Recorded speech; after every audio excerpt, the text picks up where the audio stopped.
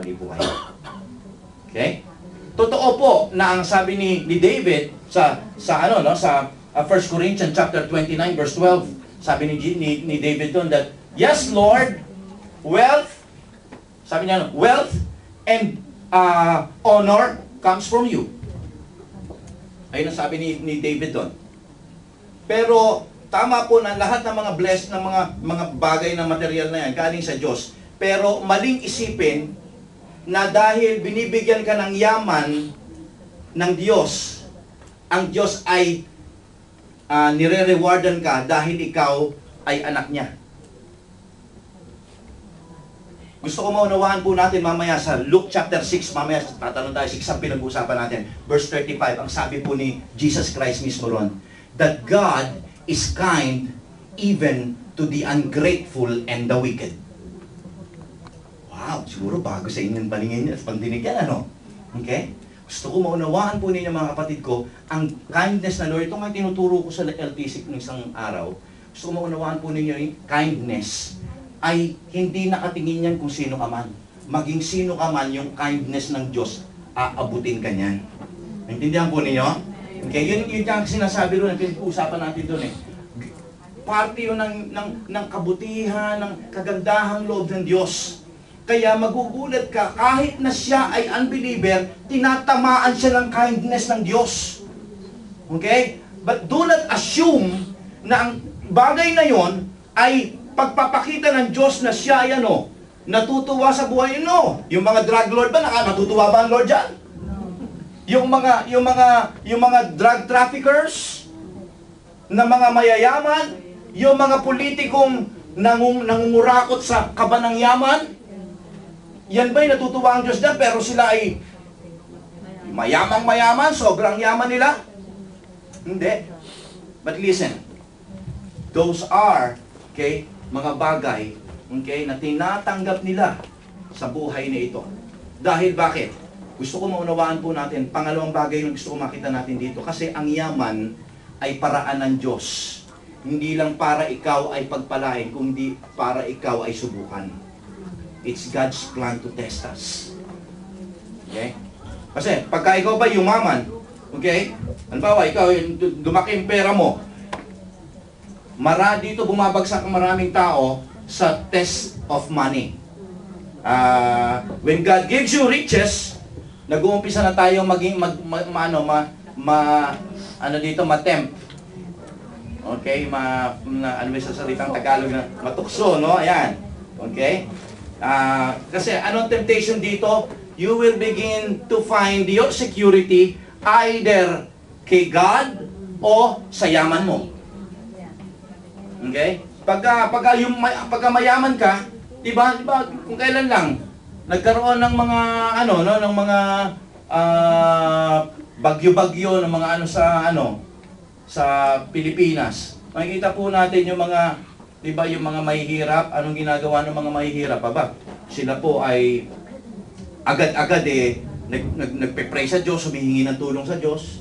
Pero yung mga mayayaman, anong ginagawa ng mga mayayaman? Okay lang.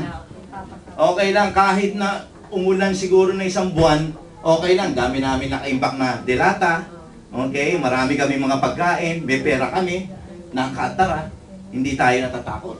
Because their security is in their money. Okay, ito po ang temptation dyan pag ikay mayaman. Hindi ka nagtitiwala sa Diyos, nagtitiwala ka sa kakayanan mo. Nagtitiwala ka sa yaman mo. Okay? Kaya po, minsan akala natin maganda rin ang yaman, pero bumabagsak tayo sa pagsubok na ito. Sapagkat ang hinahanap ng Diyos sa isang tao, lalo na sa kanyang anak, na nagsasabing siya ay anak ng Diyos, I am a son of the Most High God, ay yung pananampalataya at pagtitiwala sa Kanya. At kapag nasumpungan ng Panginoon, ang pagtitiwala mo ay wala sa Kanya, then, babagsak ka. Why? Because of your riches. Kaya naalala niyo yung mayamang lalaki, lumapit siya, sabi ng Panginoon, paano ba makapunta ng langit? Ano sabi ni Lord sa kanya? Pamigay mo lahat ng yaman mo. Bigyan mo lahat sa mga mahihirap. At ikaw ay makakapasok sa... Umalis siya malungkot. Kasi napakayaman niya eh. Okay? Umalis siya na napakalungkot.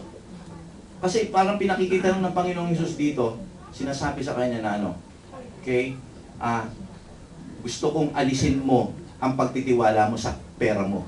Magtiwala ka sa akin. Yun eh. Are you here?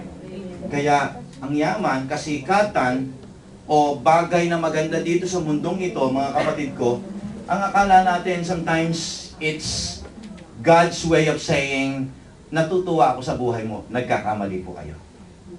Ulitin ko, sabi ng Luke chapter 6 verse 35, for God is kind even to the wicked and to the, sabi niya gano'n, yung mga tao na ungrateful, mga taong walang utang na loob, mga taong pinapagpala ko pero hindi naman nagbabalik sa akin ng paglilingkod, mga taong wicked o masasama na walang inatupag kundi sarili lang nila at hindi ako binigyan ng kahit konting bagay sa kanilang isipan at puso. Puro bagay na pansarili nila. Those are people na tinatawag dito na mga wicked. Okay? Kaya gusto kong isipin natin dito mga kapatid ko, okay? Kapag ikaw ay mananampalataya, okay? Kristiyano ngayon na nandito nakikinig, do not assume that wealth. Ay hindi mo dapat painggitan yung mga taong mayayaman. Okay? At wag niyong i-assume na yung mga taong yon ay nakakakuha ng pabor mula sa Diyos, nagkakamali po kayo. Sabi nga po sa pangatlo, okay? Those who hear Jesus' words, minsan ito rin, dito tayo nagkakamali din. Akala natin itong mga taong ito ay, anak na o ng Diyos o talagang ligtas na o makakapunta na sa langit. Kasi, those who hear Jesus' words are not necessarily sons of the Most High. Hindi porke nandito po kayo ngayon sa Lord of the Harvest, nakikinig kayo ngayon ng mensahe, hindi porke kayo po ay may Bible na, nakabili na kayo ng sarili nyong Bible, at nakakapagbasa-basa na rin ng Biblia sa inyong buhay, sa inyong personal na bahay. Okay? At ikaw ay nakaka-attend na ng Bible studies, it doesn't mean na ikaw po ay anak na ng Diyos. Andyan ba kayo? Anak ng Diyos? Andyan ba kayo? Okay? Tanong tayo sa Luke chapter 6 verse 46. At babasahin natin, tatanong tayo sa 49. Sabi po ron ganito, why do you call me Lord, Lord, and do not do what I say? Sa verse 49, but the one who hears my words and does not put them into practice is like a man who built a house in the ground without a foundation. The moment the torrent struck that house, it collapsed and its destruction was complete. Si Jesus Christ po ay nagsalita rito at nagbigay po siya ng konting storya. Gusto ko maunawaan po natin, hindi porke ikaw ay nakikinig ng salita ng Diyos ngayon, hindi porke ikaw ay lehitimo na miyembro ng Lord of the Harvest, can you guarantee yourself, can you judge yourself that I am now a son of the Most High? Okay, mga anak ng Diyos? Huwag tayong papadaya kay Satan.